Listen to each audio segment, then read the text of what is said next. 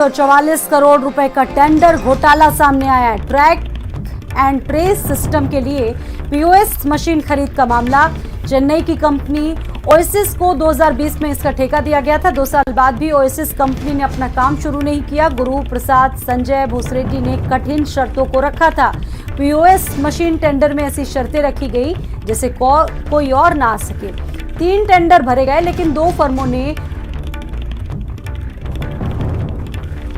Earnest money नहीं लगाई। केवल ओएसिस के हिसाब से अफसरों ने टेंडर बनाया। पीओएस मशीन नहीं लगने से 2 साल में हजारों करोड़ का नुकसान हुआ, घाटा हुआ।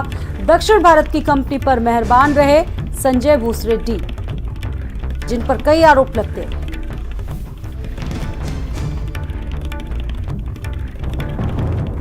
आबकारी विभाग का बड़ा घोटाला। 544 करोड़ का टेंडर घोटाला। ट्रैक एंड ट्रेस सिस्टम के लिए पीओएस मशीन को खरीदा गया। चेन्नई की कंपनी ओएसिस को 2020 में इसका ठेका दिया गया था। 2 साल बाद भी ओएसिस कंपनी ने अपना काम शुरू नहीं किया। और वीरेंद्र सिंह जी हमारे साथ जुड़ गए, हमारे स्टेट हेड।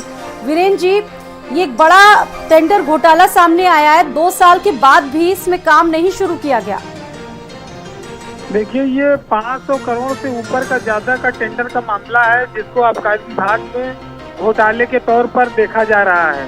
ये पीओएस मशीन खरीदी जानी थी, जिससे कि जो शराब निकलती है उसको ट्रैक किया जा सके, उसको टेस्ट किया जा सके, और कहाँ पर कितनी बोतल गई है, कहाँ पर कितनी, उसका सबका एक ऑनलाइन डाटा फीड होना था, रहना था।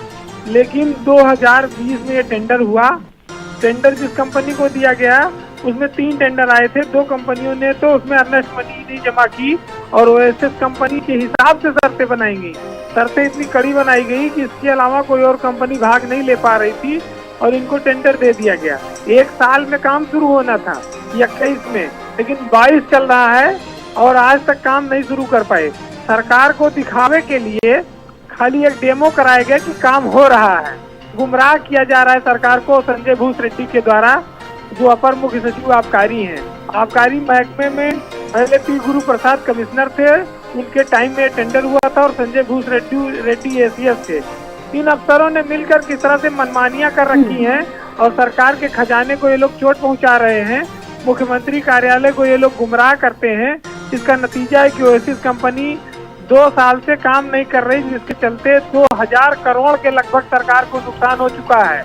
क्योंकि शराब की बोतलों पर जो ट्रैक एंड ट्रेस सिस्टम लागू होना था वो नहीं हो पाया है, और आबकारी महकमे में संजय भूसरेड्डी की मनमानियां लगातार जारी हैं। अब वो दक्षिण भारत के रहने वाले हैं, और वो उसी इलाके के लोगों को ज्यादा पसंद करते हैं।